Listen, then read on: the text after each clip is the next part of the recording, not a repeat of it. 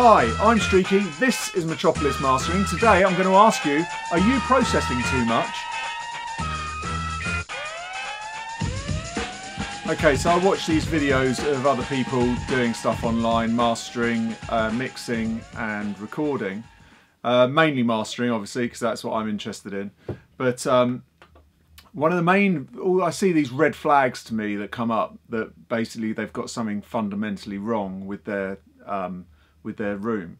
Now I can pretty much put something on Sadie, play it through the equipment flat, and it will sound, and I can get a sound. It's kind of a mixture of the different bits of kit, although obviously I'm not going through them, but you know, there's still some are still in the chain. But it's the converters that are great, it's the leads, it's the Sadie, it's the clocking, it's the room. All these little things basically get you 50%, 80% there.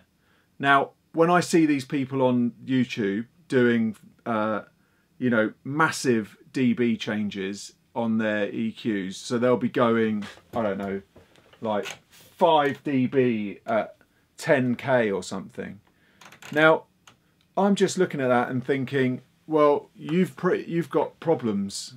You've got serious problems with your room, because there's no need for you ever to put, I never ever, and I don't just work on really high-end stuff, I work on all sorts of stuff, and I always have done throughout the years, but I've never needed to put more than, I don't know, maximum 2 dB maybe at the top, or, you know, half here and there. I might put half on one bit of kit, dB on another, but you know, different curves, different EQs, different sounds. But I'm never going massive settings. You're never doing that as a mastering engineer. If you're doing that, it's a massive red flag to yourself that there's something fundamentally wrong with your room, that you can't hear the music correctly. It's either the room itself, that should be the first thing that you should check. It should either or the speakers you've got, the cables in the room, the way that the room's wired. You know, all these basic things that you should have right before you even start, and that goes for mixing and recording, because you shouldn't really need to be over processing stuff as much as you think you should, unless of course you're doing it for effect. But for mastering, you're not doing it for effect. You're doing it because you're enhancing or trying to take something away that's not right, or that's going to, you know, make another part of the sound enhance by taking it away. So you don't want to be doing too much. Every engineer that I've known, that I've worked with, who's brilliant, just do small changes in everything on their settings. There's not big sweeping changes at all.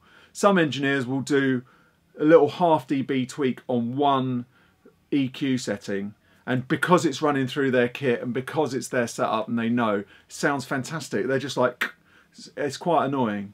And, you know, and that's basically, these are the top guys. So they're also working on, you know, I'm not saying that, yeah, you know, if you get a mix in by someone who's fantastic, of course, one little tweak, or no tweaks at all, you're just turning it up, and of course it's going to be fine.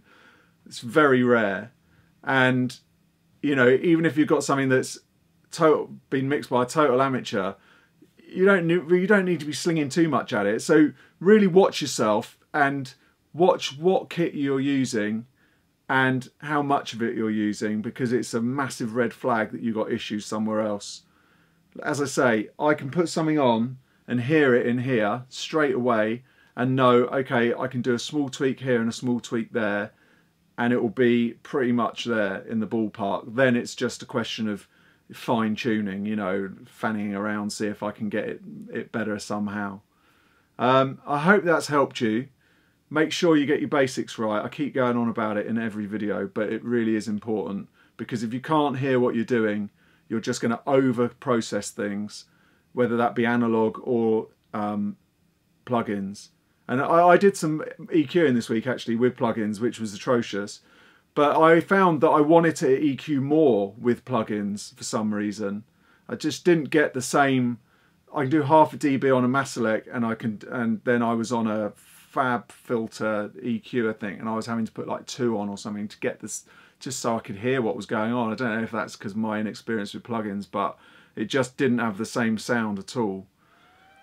So anyway, I'll stop mumbling. Thanks for watching. I hope this has helped you. Please leave some comments. Any questions you've got, let me know.